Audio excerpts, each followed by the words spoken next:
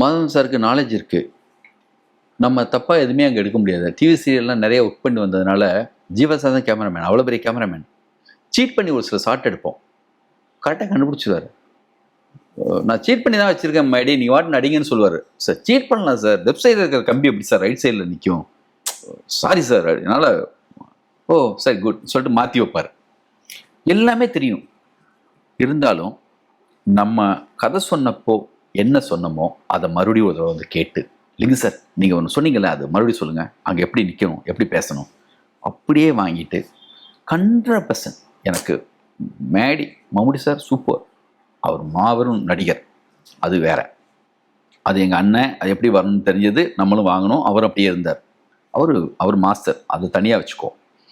மேடி அப்போ தான் வர்றாரு.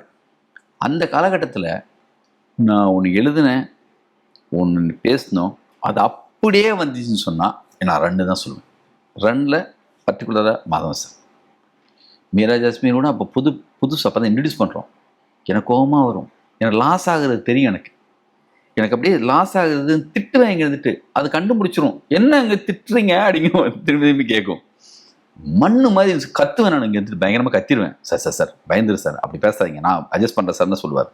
ஆனால் மேடி அப்படி வந்து நின்னா 100% அப்படி வச்சுட்டு, உங்கள் அண்ணனுக்கு நான் ரெடியூசரா அடித்தா வலிக்கும்ல, வெட்டினா ரத்தம் வரும்ல, நீ சொல்லு, பின்னாடி வர வேணாம் சொல்லு, அதுக்காக யாராவது சொன்னான்னா அப்படின்னு அந்த என்ன மீட்ரோ அளந்து வச்ச மாதிரி சிவா 4 ஸ்டெப்பு போயிட்டு திரும்பி வந்து நின்று மேடி பக்கத்தில் வந்துட்டு, இதுக்கு ஜாக்கிரதையாரு, இதெல்லாம் உங்கள் அண்ணன்ட்ட போய் சொல்லு.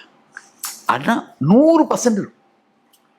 அப்படியே படம் நடக்கும்போது நமக்கு தெரியும், உயிர் வருது இல்லை, நம்ம என்ன நினச்சோமோ அது எழுதுனது வருது இல்லைங்கிறப்போ அந்த சந்தோஷமாக இருக்கும். அந்த சந்தோஷத்துக்கு விலையே கிடையாது. நம்ம நினச்சோம் அது படத்தில் அப்படியே வருதுன்னு. மேடி என் லைஃப்பில் மறக்க முடியாது. நான் சொல்லிகிட்டே இருப்பேன், நாயகன் மாதிரி ஒரு படம் எழுதிட்டேன்னா நீங்கள் தான் மேடி, உங்கள்கிட்ட தான் வருவேன்லாம் அப்போ சொல்லுவேன் அடிக்கடி. அதுக்கான கதை கரெக்டாக அமையலை.